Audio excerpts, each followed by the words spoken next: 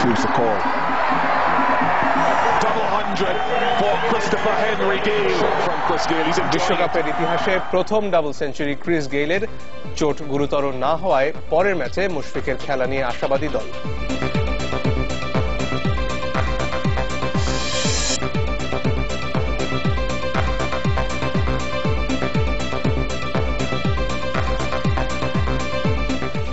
আমন্ত্রণ নিউজ 24 আপনাদের সাথে আছে আমি মনজুর আল মতিন এবং আমি সাবিহা নিগার দৃষ্টি। শিরোনাম শুনছিলেন, এবারে পুরো খবর।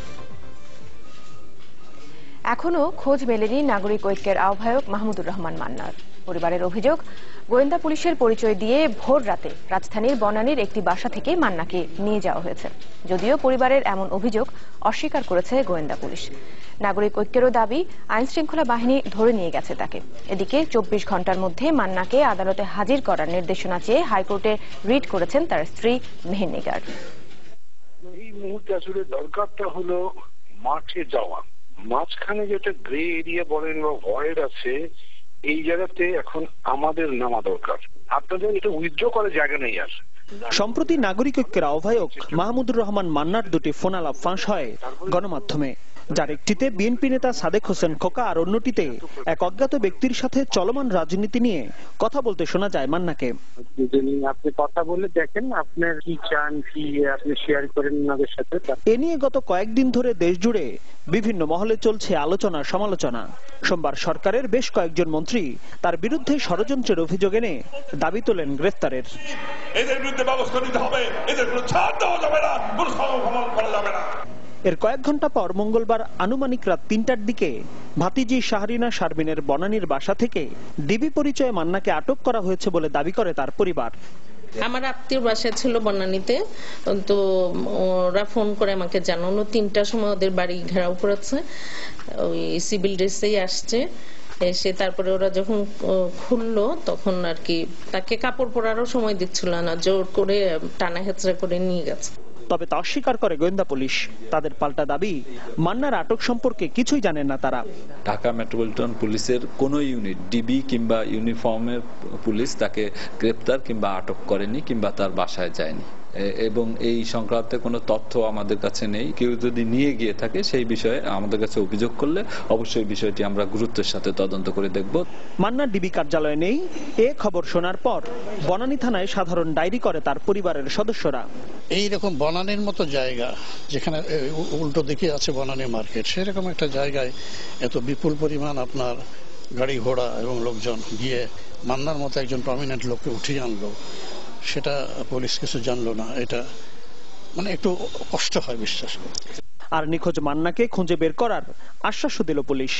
আমরা ওনাদের ডায়েরি গ্রহণ করছি এবং আমাদের কাজ অলরেডি শুরু হয়ে গিয়েছে এবং ডায়েরি করার পরে আমাদের তদন্ত কার্যক্রম অব্যাহত থাকবে।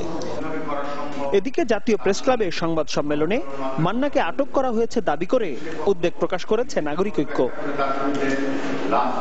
মাসুম খান, চ্যানেল 24, ঢাকা। এদিকে মুক্তিযুদ্ধ বিষয়ক মন্ত্রী আকম মোজাম্মেল হক বলেছেন, মান্না ও খোকা ফোনে যেসব কথা বলেছেন তা রাষ্ট্রদ্রোহিতার শামিল, তাই তাদের বিরুদ্ধে রাষ্ট্রদ্রোহিতার মামলা করবে সরকার। বিকেলে গাজীপুরের কালিয়াকৈরে পৌর ছাত্রলীগের সম্মেলনে এই কথা বলেন তিনি।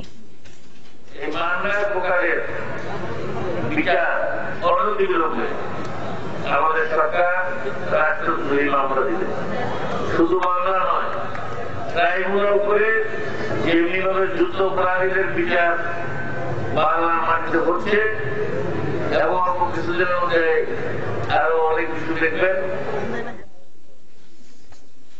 নৌ পরিবহন মন্ত্রী শাহজাহান খানও অভিযোগ করেছেন, তাদের ফোনালাপ প্রমাণ করে একটি মহল লাশের ওপর দাঁড়িয়ে ক্ষমতায় যাওয়ার ষড়যন্ত্র করছে। সকালে রাজধানীর শাহবাগে শান্তি পদযাত্রার আগে সংক্ষিপ্ত সমাবেশে একথা বলেন নৌমন্ত্রী। আমাদের যে কি গভীর ষড়যন্ত্র, যেই ষড়যন্ত্রের কথা মাননীয় প্রধানমন্ত্রী শেখ হাসিনা বিভিন্ন সময় বলে এসেছে, যে ষড়যন্ত্র চলছে, চক্রান্ত চলছে, চক্রান্ত ফাঁস হয়ে গেছে। এবারে মাহমুদুর রহমান মান্না এবং খোকা সাহেবের কথায় চক্রান্ত ফাঁস হয়ে গেছে। মান্না সাহেব এবার ধরা পড়ে গেছে। মাহমুদুর রহমান মান্নাকে আটকের নিন্দা ও প্রতিবাদ জানিয়েছে বিএনপি। সংবাদ মাধ্যমে পাঠানো বিবৃতিতে বিএনপির যুগ্ম মহাসচিব সালাউদ্দিন আহমেদ বলেন, মান্নার আটকের ঘটনায় নাগরিকদের মৌলিক ও মানবাধিকার লঙ্ঘিত হয়েছে। অবিলম্বে মান্নাকে পরিবারের কাছে ফেরত দেওয়ার দাবি জানানো হয় বিবৃতিতে। এছাড়া যারা তাকে আটক করেছে তাদের বিরুদ্ধেও আইনি পদক্ষেপ নেওয়ার দাবি জানিয়েছে দলটি।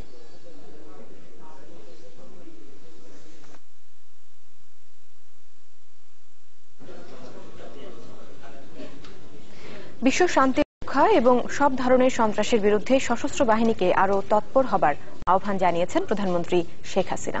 সকালে রাজধানীর মিরপুর সেনানিবাসে সামরিক বাহিনী কমান্ড ও স্টাফ কলেজে একটি অনুষ্ঠানে প্রধানমন্ত্রী আহ্বান জানান। বলেন, সীমিত সম্পদের সঠিক ব্যবহারের মাধ্যমে সশস্ত্র বাহিনীকে আরও আধুনিক, আরও যুগোপযোগী করে গড়ে তুলতে হবে। মিরপুর সেনানিবাসে এই আয়োজন ডিফেন্স সার্ভিস কমান্ড ও স্টাফ কলেজের 2014-15 সালে স্নাতকদের সনদ দেয়ার। অনুষ্ঠানে সেনা, নৌ ও বিমান বাহিনীর কোর্স শেষ করা সদস্য সহ 22টি দেশের সশস্ত্র বাহিনীর 214 জন কর্মকর্তাকে সনদ তুলে দেন প্রধানমন্ত্রী শেখ হাসিনা। পরে দেশের উন্নয়ন ও অবকাঠামো নির্মাণে সশস্ত্র বাহিনীর অবদানের কথা তুলে ধরেন প্রধানমন্ত্রী। প্রশংসা করেন শান্তিরক্ষী মিশনে এই বাহিনীর সদস্যদের ভূমিকার। দেশের উন্নয়ন কার্যক্রম, অবকাঠামো নির্মাণ এবং অন্যান্য জাতি গঠনমূলক কাজে আমাদের সশস্ত্র বাহিনী অসামরিক প্রশাসনকে প্রয়োজনীয় সহায়তা দিয়ে যাচ্ছেন। শুধু দেশেই নয়, বহির্বিশ্বেও বাংলাদেশ সশস্ত্র বাহিনীর সদস্যরা সততা, নিষ্ঠা ও দক্ষতার সাথে দায়িত্ব পালন করে প্রশংসা ও সুনাম অর্জন করেছেন। শেখ হাসিনা বলেন, বর্তমান বিশ্ব নিরাপত্তা ব্যবস্থায় এই বাহিনীর দায়িত্বে যোগ হয়েছে নতুন মাত্রা। উল্লেখ করেন প্রশিক্ষণের প্রয়োজনীয়তাও। বর্তমানে বিশ্ব নিরাপত্তা ব্যবস্থায় নতুন নতুন পরিবর্তনের ফলে সামরিক বাহিনীর ভূমিকা ও দায়িত্ব এখন যোগ হয়েছে নতুন মাত্রা ও বহুমাত্রিকতা। সুতরাং সশস্ত্র বাহিনীর শিক্ষা ও প্রশিক্ষণ কার্যক্রমেও পরিবর্তিত সময়ের এই চাহিদার প্রতিফলন থাকা একান্তভাবে প্রয়োজন। সশস্ত্র বাহিনীর উন্নয়নের জন্য প্রয়োজনীয় সবকিছু করা হবে বলেও জানান প্রধানমন্ত্রী। ক্ষুধামুক্ত, দারিদ্র্যমুক্ত দেশ হিসেবে গড়ে উঠবে। সাদবিন শফিক, চ্যানেল 24, ঢাকা। মুক্তিযুদ্ধে মানবতা বিরোধী অপরাধে পিরোজপুরের সাবেক সংসদ সদস্য এবং জাতীয় পার্টি নেতা আব্দুল জব্বারকে আমৃত্যু কারাদণ্ড দিয়েছেন আদালত। দুপুরে আন্তর্জাতিক অপরাধ ট্রাইব্যুনাল 1 এই রায় ঘোষণা করেন। আব্দুল জব্বার বর্তমানে পলাতক থাকায় তাকে ইন্টারপোলের মাধ্যমে দেশে ফিরিয়ে আনারও নির্দেশ দিয়েছেন ট্রাইব্যুনাল। রায় বলা হয়েছে, আব্দুল জব্বারের অপরাধ মৃত্যুদণ্ড দেওয়ার মতো হলেও বয়স বিবেচনায় তাকে আমৃত্যু কারাদণ্ড দেওয়া হয়েছে। আব্দুল জব্বার, যার বিরুদ্ধে অভিযোগ মুক্তিযুদ্ধের সময় পিরোজপুরে হত্যা, গণহত্যা আর লুটপাট সহ মানবতা বিরোধী অপরাধের। ট্রাইব্যুনালে এমন 5টি অভিযোগ আনা হয় যাতে বলা হয় মুক্তিযুদ্ধের সময় আব্দুল জব্বারের নেতৃত্বে পিরোজপুরে 36 জনকে হত্যা, 200 জনকে ধর্মান্তরিতকরণ, 557টি বাড়িতে অগ্নিসংযোগ ও লুটপাট চালানো হয়। আব্দুল জব্বারের বিরুদ্ধে এসব অভিযোগের মধ্যে 4টিতে তাকে আমৃত্যু কারাদণ্ড দিয়েছেন আন্তর্জাতিক অপরাধ ট্রাইব্যুনাল। আর একটি অভিযোগে দেয়া হয়েছে 20 বছরের জেল, জরিমানা করা হয়েছে 10 লাখ টাকা। তবে ট্রাইব্যুনাল তার পর্যবেক্ষণে বলেছে, আব্দুল জব্বারের অপরাধের মাত্রা মৃত্যুদণ্ড হলেও বয়স বিবেচনায় তার আমৃত্যু কারাদণ্ড দেয়া হলো। রাষ্ট্রপক্ষ বলছে, পূর্ণাঙ্গ রায় দেখে এর বিরুদ্ধে তারা আপিলের সিদ্ধান্ত নেবেন। মোট 4টি চার্জে মৃত্যুদণ্ড যোগ্য হওয়া সত্ত্বেও তাকে শুধু বয়সের বিবেচনায় তাকে যাবজ্জীবন এবং মৃত্যু না হওয়া পর্যন্ত আমৃত্যু কারাদণ্ড প্রদান করেছেন। আসামিকে গ্রেপ্তারের জন্য আইজিপি এবং ইন্টারপোলের মাধ্যমে মাননীয় ট্রাইব্যুনাল তার রায় প্রদান করেছে। তবে রাষ্ট্র নিযুক্ত আসামিপক্ষের আইনজীবীর দাবি, জব্বার দেশে থাকলে এই মামলায় খালাস পেতেন। আজকে যদি তিনি মাননীয় ট্রাইব্যুনালে উপস্থিত থেকে প্রতিযোগিতা করতেন, তা আমি আশাবাদী যে তিনি অবশ্যই প্রতিটি চার্জ থেকে খালাস পেতেন। পলাতক আব্দুল জব্বার বর্তমানে যুক্তরাষ্ট্রের ফ্লোরিডায় অবস্থান করছেন, এমন দাবি ট্রাইব্যুনালের তদন্ত সংস্থার। তবে তাকে ইন্টারপোলের মাধ্যমে ফিরিয়ে আনার নির্দেশ দিয়েছেন আন্তর্জাতিক অপরাধ ট্রাইব্যুনাল। মাসুদুর রহমান, চ্যানেল 24, ঢাকা। এদিকে মানবতা বিরোধী অপরাধে মৃত্যুদণ্ড পাওয়া জামায়াতের আমির মতিউর রহমান নিজামীর মামলার আপিলের সারসংক্ষেপ 2 সপ্তাহের মধ্যে জমা দিতে রাষ্ট্র এবং আসামি পক্ষকে নির্দেশ দিয়েছেন আপিল বিভাগ। সকালে প্রধান বিচারপতি এসকে সিনহার নেতৃত্বে 4 সদস্যের বেঞ্চ এই আদেশ দেন। গত বছরের 29 অক্টোবর আন্তর্জাতিক অপরাধ ট্রাইব্যুনাল 1 হত্যা, গণহত্যা, ধর্ষণ, অপহরণের অভিযোগে নিজামীকে ফাঁসির আদেশ দেন। এদিকে যুদ্ধাপরাধ মামলায় 90 বছরের সাজাপ্রাপ্ত জামায়াতের সাবেক আমির গোলাম আজম মারা যাওয়ায় তার মামলাটি অকার্যকর ঘোষণা করেছেন আপিল বিভাগ। কুমিল্লার 14 গ্রামে বাস সিএনজি অটোরিকশার সংঘর্ষে 7 জন নিহত হয়েছেন। সেখানকার সবশেষ খবর জানতে টেলিফোনে কথা বলছি হাইওয়ে পুলিশের ইনচার্জ নাজিমউদ্দিনের সঙ্গে। জনাব নাজিমউদ্দিন, আপনি কি শুনতে পাচ্ছেন? আমি চ্যানেল 24 স্টুডিও থেকে বলছি। জনাব নাজিমউদ্দিন, আমি চ্যানেল 24 স্টুডিও থেকে বলছি, আপনি কি শুনতে পাচ্ছেন আমার কথা? জি প্লিজ, শোনা যাচ্ছে। এই ঘটনাটি কিভাবে ঘটেছে যে 7 জন নিহত হয়েছেন, যদি আমাদেরকে জানাতেন। 14 উপজেলার জগমোহনপুর নামক স্থানে বিজয়পুর না, এক্স্যাক্টলি বিজয়পুর নামক স্থানে ওই ঢাকা অভিমুখের একটি ইউনিক পরিবহনের বাস, যাহার নাম্বার ঢাকা মেট্রো ব 143339, গাড়িটি ঢাকা অভিমুখে যাওয়াকালে অপোজিশন থেকে, বিপরীত মুখ থেকে একটা 3 হুইলার সিএনজি মুখোমুখি সংঘর্ষ ঘটলে এই 7 জন নিহত হয়। এর বাইরে আর কজন আহত হয়েছেন, তাদেরকে হাসপাতালে নেওয়া হয়েছে কিনা যদি আমাদের জানাতে পারতেন। আমরা জানতে পেরেছি একজনকে দ্রুত হাসপাতালে পাঠানো হয়েছে। তো এটা আমরা অ্যাকচুয়ালি সত্য কিনা খুব জরুরি ভিত্তিতে চেষ্টা করছি জানার জন্য। নাজিমউদ্দিন, অসংখ্য ধন্যবাদ। আমাদেরকে হাইওয়ে পুলিশের ইনচার্জ আমাদের সাথে যোগ দিয়েছিলেন এবং তিনি আমাদেরকে জানালেন যে কুমিল্লার 14 গ্রামে কিভাবে এই দুর্ঘটনা ঘটল, যেখানে 7 জন নিহত হয়েছেন। আমরা এখন পর্যন্ত যেটি আপনাদেরকে জানাতে পেরেছি, বাস এবং সিএনজি অটোরিকশার সংঘর্ষে এই দুর্ঘটনা ঘটে। যাচ্ছি পরের খবরটিতে। ঢাকা সিটি কর্পোরেশন নির্বাচনের তোড়জোড় শুরু করেছে নির্বাচন কমিশন। আগামী 2 সপ্তাহের মধ্যে নির্বাচনের প্রাথমিক প্রস্তুতি শেষ করতে চায় তারা, আর এরপরই ঠিক হবে ভোটের তারিখ। নির্বাচন কমিশন সচিব জানিয়েছেন, ঢাকা উত্তর এবং দক্ষিণের সাথে চট্টগ্রাম সিটি কর্পোরেশন নির্বাচন একই দিনে করার প্রস্তুতিও রয়েছে তাদের। সীমানা জটিলতা কেটে যাওয়ায় ঢাকার 2 সিটিতে নির্বাচন অনুষ্ঠানের প্রস্তুতি নিচ্ছে নির্বাচন কমিশন। ভোটার এলাকা পুনর্বিন্যাস ও কেন্দ্র নির্ধারণ সহ প্রয়োজনীয় কাজ শুরু হয়ে গেছে। তফসিল ঘোষণার আগে এসব প্রস্তুতি শেষ করতে 2 সপ্তাহ সময় লাগবে বলে জানালেন কমিশন সচিব। মাঠ পর্যায়ে কিছু প্রস্তুতি লাগে, আমার সেই প্রস্তুতিতে এক সময় লাগবে। এখানে প্রায় 2 সপ্তাহের সময় আমার লাগবে, সেই লক্ষ্যে আমরা কাজ করছি। 10ই মার্চ যদি আমার প্রাথমিক প্রস্তুতি শেষ হয়ে যায়, তারপরে আমি সেটি নির্বাচন কমিশনে উপস্থাপন করব। নির্বাচন কমিশন ঠিক করবে কবে কখন তারা নির্বাচন করবেন। চট্টগ্রাম সিটি কর্পোরেশন নির্বাচনেরও সময় ঘনিয়ে এসেছে। কমিশন কর্মকর্তারা বলছেন, ঢাকা উত্তর, দক্ষিণ ও চট্টগ্রাম এই 3 সিটি কর্পোরেশনে একই দিনে নির্বাচন করার পরিকল্পনা করা হচ্ছে। সচিবও জানালেন সেই প্রস্তুতির কথা।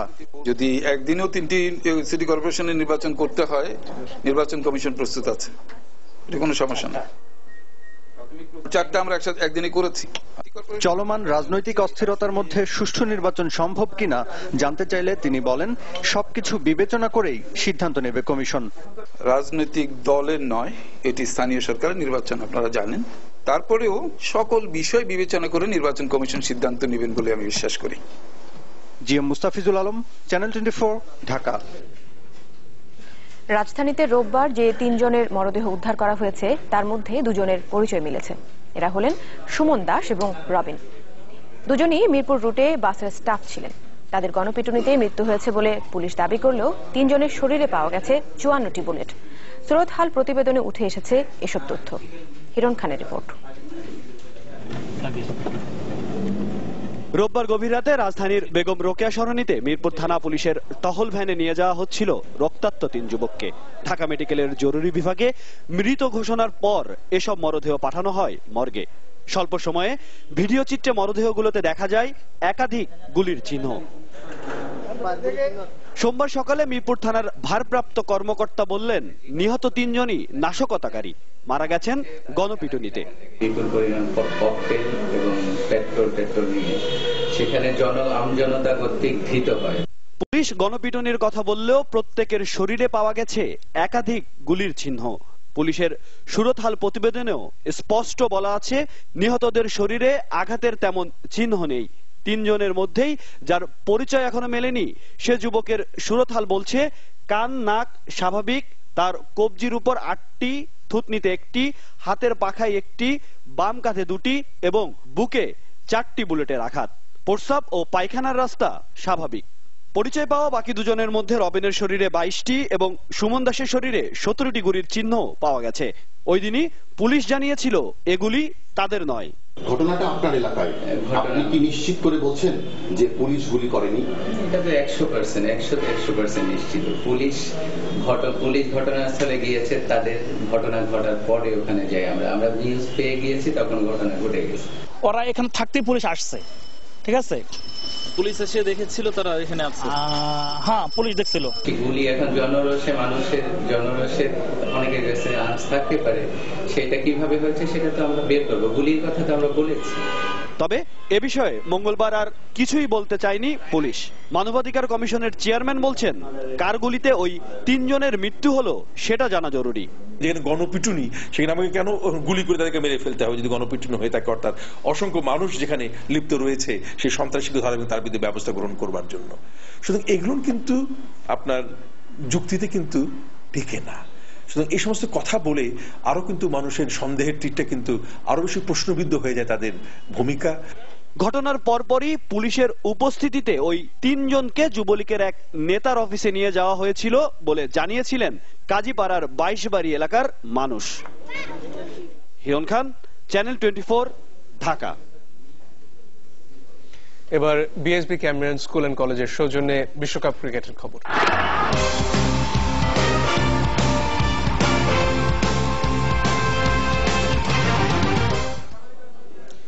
গেইল ঝড়ে উড়ে গেল জিম্বাবুয়ে। ডিবি কিংবা ইউনিফর্মের পুলিশ তাকে গ্রেপ্তার কিংবা আটক করেনি কিংবা তার বাসায় যায়নি, এবং এই সংক্রান্তে কোনো তথ্য আমাদের কাছে নেই। কেউ যদি নিয়ে গিয়ে থাকে সেই বিষয়ে আমাদের কাছে অভিযোগ করলে অবশ্যই বিষয়টি আমরা গুরুত্বের সাথে তদন্ত করে দেখব।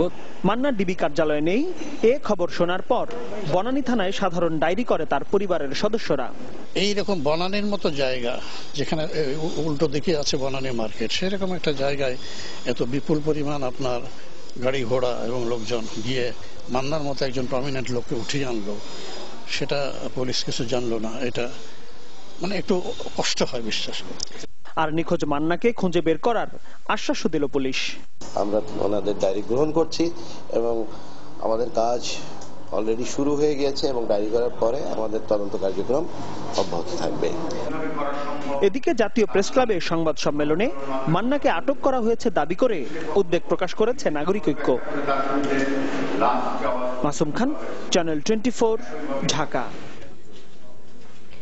এদিকে মুক্তিযুদ্ধ বিষয়ক মন্ত্রী আকম মোজাম্মেল হক বলেছেন, মান্না ও খোকা ফোনে যেসব কথা বলেছেন তা রাষ্ট্রদ্রোহিতার শামিল, তাই তাদের বিরুদ্ধে রাষ্ট্রদ্রোহিতার মামলা করবে সরকার।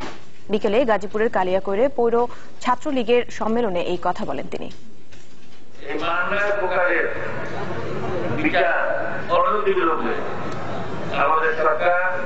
আমাদেরকে জানাতে পেরেছি বাস এবং সিএনজি অটোরিকশার সংঘর্ষে এই দুর্ঘটনা ঘটে। যাচ্ছি পরের খবরটিতে।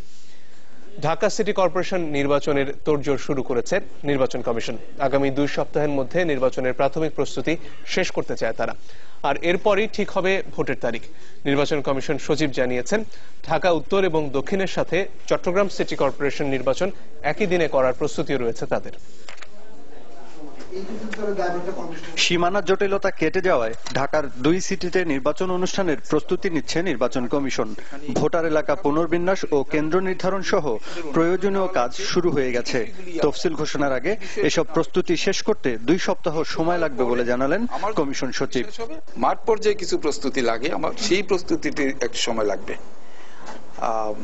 এখানে প্রায় 2 সপ্তাহের সময় আমার লাগবে, সেই লক্ষ্যে আমরা কাজ করছি।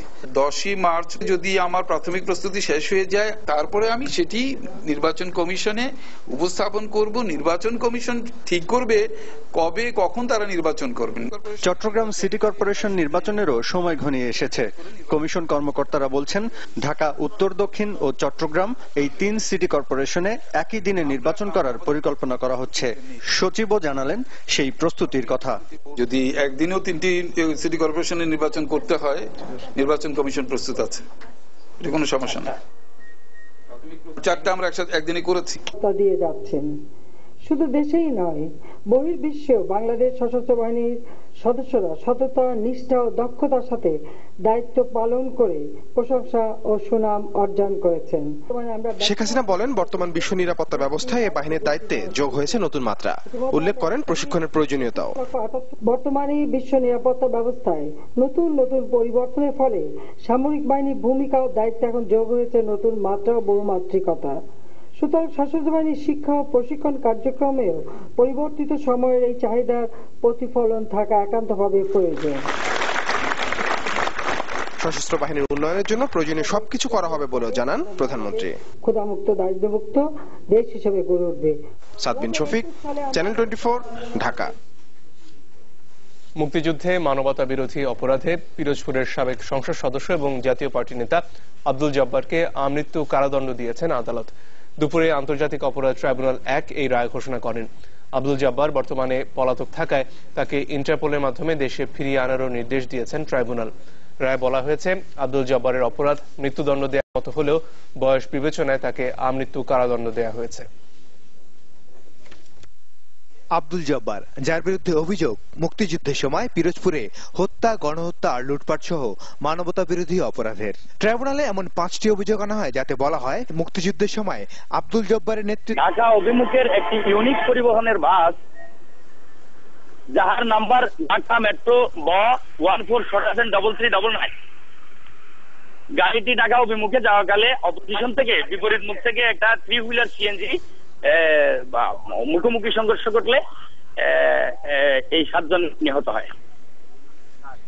এর বাইরে আর কজন আহত হয়েছেন, তাদেরকে হাসপাতালে নেওয়া হয়েছে কিনা যদি আমাদের জানাতে পারতেন। আমরা জানতে পেরেছি একজনকে দ্রুত হাসপাতালে পাঠানো হয়েছে। তো এটা আমরা অ্যাকচুয়ালি সত্য কিনা খুব জরুরি ভিত্তিতে চেষ্টা করছি জানার জন্য।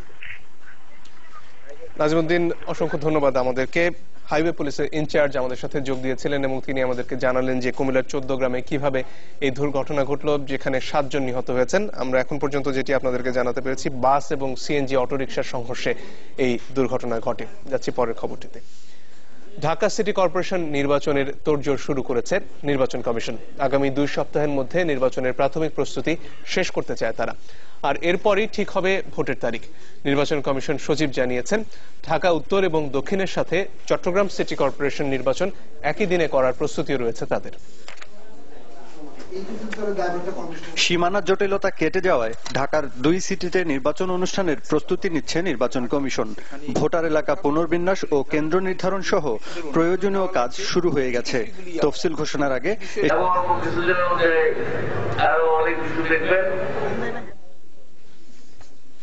নৌ পরিবহন মন্ত্রী শাহজাহান খানও অভিযোগ করেছেন, তাদের ফোনালাপ প্রমাণ করে একটি মহল লাশের ওপর দাঁড়িয়ে ক্ষমতায় যাওয়ার ষড়যন্ত্র করছে। সকালে রাজধানীর শাহবাগে শান্তি পদযাত্রার আগে সংক্ষিপ্ত সমাবেশে একথা বলেন নৌমন্ত্রী।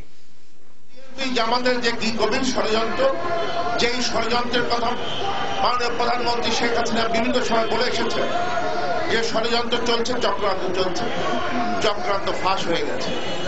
এবারে মাহমুদুর রহমান মান্না এবং খোকা সাহেবের কথায় চক্রান্ত ফাঁস হয়ে গেছে। মান্না সাহেব এবার ধরা পড়ে গেছে। মাহমুদুর রহমান মান্নাকে আটকের নিন্দা ও প্রতিবাদ জানিয়েছে বিএনপি। সংবাদ মাধ্যমে পাঠানো বিবৃতিতে বিএনপির যুগ্ম মহাসচিব সালাউদ্দিন আহমেদ বলেন, মান্নার আটকের ঘটনায় নাগরিকদের মৌলিক ও মানবাধিকার লঙ্ঘিত হয়েছে।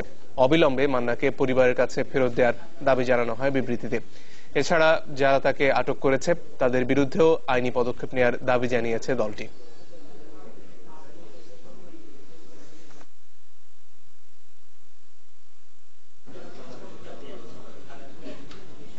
বিশ্ব শান্তি রক্ষা এবং সব ধরনের সন্ত্রাসের বিরুদ্ধে সশস্ত্র বাহিনীকে আরও তৎপর হবার আহ্বান জানিয়েছেন প্রধানমন্ত্রী শেখ হাসিনা।